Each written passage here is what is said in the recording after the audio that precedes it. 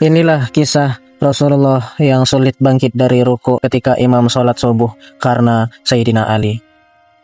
Assalamualaikum brother, kembali lagi di channel Cerita Kisah Islami. Sebelum itu, apa kabar kalian semua dimanapun kalian berada? Semoga selalu dalam lindungan Allah, sehat walafiat dan rezekinya dilancarkan Allah Subhanahu wa Ta'ala. Amin ya Rabbal Alamin.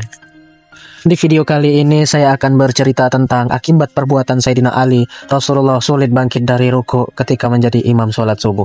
Penasaran dengan ceritanya? Mari kita simak bersama-sama.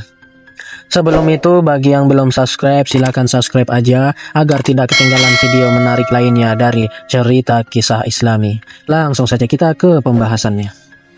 Di dalam sebuah hadis yang diriwayatkan dari sahabat Anas bin Malik radhiyallahu anhu berkata, Rasulullah Shallallahu Alaihi Wasallam bersabda, Innallaha ta'ala yanzuru ila wajhi syekh sabahan wa masa'an wa yaqulu ya abdi qad kabbara sinnuka wa raqqa jilduka wa daqqa azmuka wa qataraba ajluka wa hana qudumuka ilayya fastahyi minni fa ana astahyi min syaibatika an u'adzibuka finnar. Yang artinya, sesungguhnya Allah yang Maha Luhur melihat wajah orang yang sudah tua di waktu pagi dan sore. Lalu dia berkata, wahai hambaku, telah tua umurmu, telah tipis kulitmu, telah rapuh tulangmu, telah dekat ajalmu, dan telah tiba waktu kedatanganmu padaku. Maka malulah kepadaku, karena sesungguhnya aku pun malu, tidak tega karena usia tuamu, untuk menyiksamu di dalam neraka. Di dalam menerangkan hadis ini, ada suatu kisah. Sesungguhnya, sahabat Ali bin Abi Thalib pergi berjamaah sholat subuh dengan tergesa-gesa. Lalu dia bertemu dengan orang tua di jalan yang berjalan di depannya dengan tenang dan santai dalam menempuh jalan. Sahabat Ali tidak melewatinya karena memuliakan dan menghormatinya sampai dekatlah waktu terbitnya matahari. Ketika orang tua itu telah dekat pada pintu masjid, tiba-tiba ia berbelok tidak memasuki masjid. Lalu Sayyidina Ali mengetahui bahwa dia adalah orang Nasrani. Beliau pun memasuki masjid. Beliau menemui Rasulullah Shallallahu Alaihi Wasallam dalam keadaan ruku. Rasulullah memanjangkan rukuknya kira-kira 2 rukuk, sehingga Sayyidina Ali bisa mendapatinya tidak ketinggalan. Ketika selesai sholat, seorang sahabat bertanya, wahai Rasulullah, mengapa engkau memanjangkan rukuk di dalam sholat ini? Engkau tidak pernah melakukan seperti ini. Rasulullah pun menjawab, ketika aku rukuk dan membaca Subhana Rabbiyal Azim, sebagaimana wiridku, dan aku hendak mengangkat kepalaku, maka datanglah malaikat Jibril alaihi salam. Dia meletakkan sayapnya di atas punggungku dan menahanku lama. Ketika dia mengangkat sayapnya, aku pun mengangkat kepalaku. Lalu para sahabat bertanya, mengapa malaikat Jibril melakukan demikian? Rasulullah pun menjawab, aku tidak bertanya kepadanya tentang itu.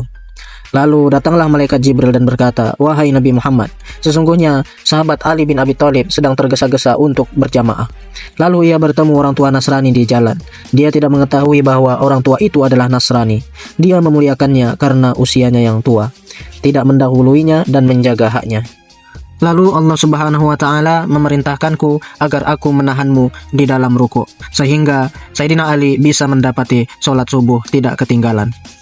Ini bukanlah suatu yang mengejutkan, dan sesuatu yang paling mengejutkan dari yang mengejutkan adalah sesungguhnya Allah Subhanahu wa Ta'ala memerintahkan malaikat Mikail alaihi salam untuk menahan matahari dengan sayapnya, sehingga matahari tidak terbit lama karena sahabat Sayyidina Ali bin Abi Thalib radhiyallahu anhu. Perawi hadis ini berkata, derajat kemuliaan ini adalah sebab menghormati orang yang tua, yang sudah sangat tua, padahal dia adalah orang Nasrani. Subhanallah. Ada hikayat lain yang berkaitan dengan hadis ini, yaitu ketika telah dekat wafatnya guru dari Syekh Abu Mansur Al-Maturidi rahimahullah ta'ala. Guru beliau pada waktu itu berumur 80 tahun. Lalu Syekh itu, yaitu guru Syekh Abu Mansur, sakit dan memerintahkan Syekh Abu Mansur untuk mencari seorang budak yang berumur sama sepertinya, membelinya dan memerdekakannya. Syekh Abu Mansur pun mencari, namun tidak menemukan budak seperti ini.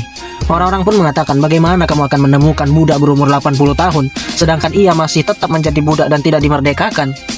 Syekh Abu Mansur pun kemudian kembali kepada gurunya dan menceritakan kepadanya tentang ucapan orang-orang. Ketika gurunya mendengar ucapan ini, gurunya pun meletakkan kepalanya di atas tanah, yaitu bersujud, bermunajah kepada Allah dan mengatakan, wahai Tuhanku, sesungguhnya makhluk tidaklah menanggung kemuliaannya tatkala budaknya berumur 80 tahun dengan masih tetap menjadi budak, tetapi ia akan memerdekakannya.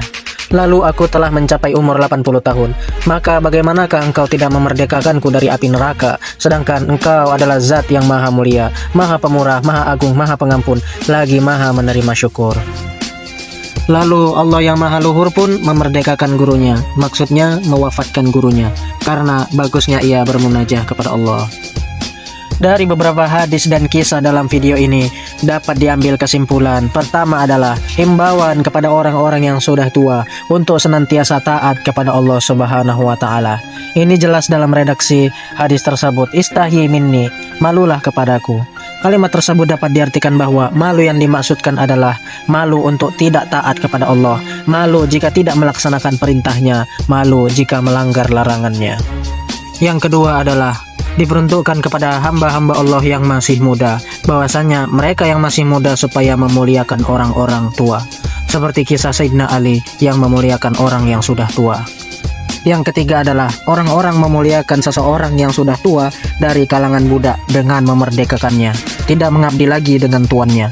Dan Allah Subhanahu wa Ta'ala memerdekakan guru Syekh Abu Mansur dengan mewafatkannya karena usianya yang sudah tua dan bagusnya ia berdoa. Wallahu alam bisawab. Semoga bermanfaat. Jika kalian suka dengan video ini, jangan lupa di like, di komen, dan di subscribe, dan di share juga. See you the next video.